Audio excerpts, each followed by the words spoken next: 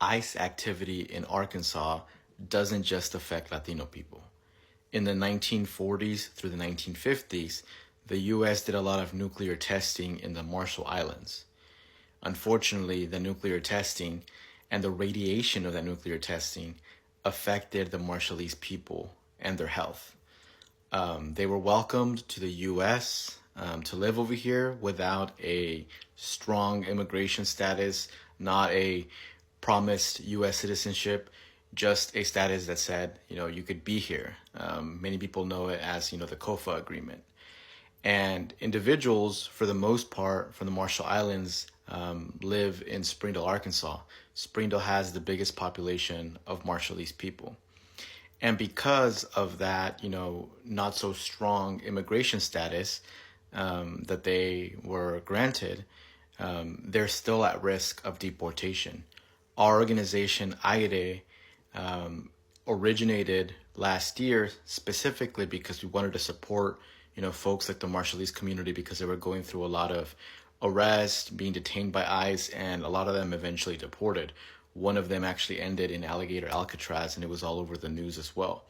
So I just want to remind you that with the ICE activity, the Marshallese people are also going through it. The Marshallese people are also scared. There's community leaders that are also trying to educate people on their rights.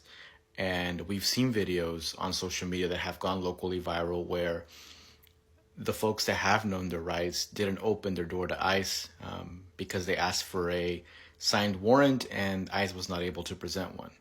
And our organization, AIRE, has created some resources in Marshallese, thanks to Marshallese volunteers that have translated these documents. So their community is also at risk. And we're still seeing today that people are getting arrested or detained from that community. A lot of the times we don't see a lot of it on social media. You see more of the brown, Latinos that end up filming and it goes locally viral. So I just wanted to make sure that people were aware of that this is a fight that affects more than just one community.